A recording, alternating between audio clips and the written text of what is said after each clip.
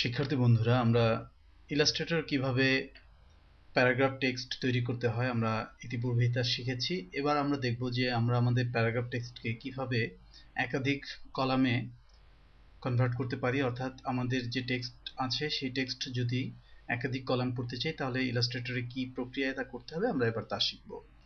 এখানে লক্ষ্য করুন, আমাদের কিছু প্যারাগ্রাফ টেক্সট এখানে আমরা দেখতে পাচ্ছি, যেটি আমার যে পেজ তার একটি পুরো এরিয়া জুড়েই মূলত টেক্সটটি রয়েছে। আমরা এবার আমাদের এই টেক্সটকে দুটি কলামে কনভার্ট করব, অর্থাৎ এই টেক্সটটি মাঝখান দিয়ে ভাগ হয়ে দুটি আলাদা আলাদা কলামে আমরা কনভার্ট করতে চাই। এই জন্য আমরা টাইপ মেনুতে এরিয়া টাইপ অপশনস নির্বাচন করব।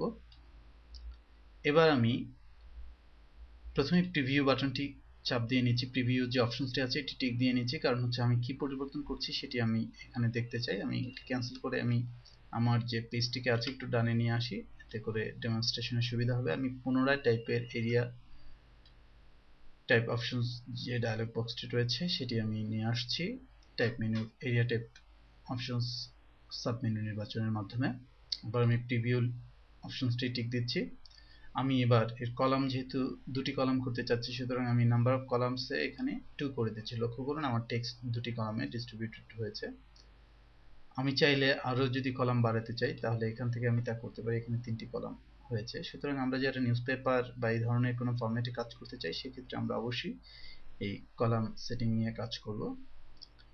এখানে কলাম গাটার বলতে একটি অপশন রয়েছে, যেটি কলামের মাঝামাঝি যে গাটার পয়েন্ট, এই গাটারটি আমি বাড়িয়ে কমিয়ে এখান থেকে বাড়িয়ে কমিয়ে দিতে পারি। লক্ষ্য করুন এটি বাড়ালে দুটি কলামের মধ্যে যে গাটার স্পেস এটি বাড়ছে।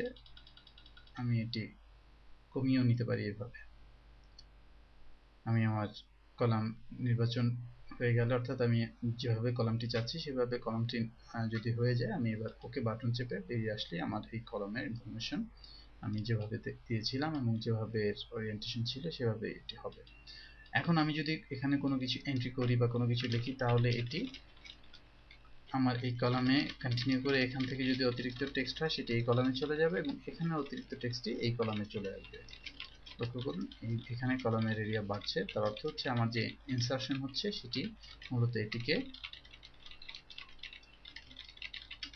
কন্টিনিউ করছে, অর্থাৎ এটিকে আমি যা লিখছি সেটি এখানে ইনসার্ট হচ্ছে এবং এখানে যেহেতু আমার টেক্সট বাড়ছে সুতরাং এখানে তার এরিয়া বাড়ছে। একইভাবে আমি যা লিখলাম সেটি যদি মুছে দিই তাহলে দেখব যে এখান থেকে এরিয়া উঠে যাচ্ছে, অর্থাৎ আমার যে কলাম সেটি মূলত একটি কন্টিনিউ কলাম। এখান থেকে টেক্সট এখানে যাচ্ছে, এখান থেকে টেক্সট এখানে যাচ্ছে। এভাবে আমরা ইলাস্ট্রেটরে আমাদের প্রয়োজন অনুযায়ী যে পরিমাণ সংখ্যার কলাম দরকার সেটি আমরা এখানে তৈরি করে নিতে পারি।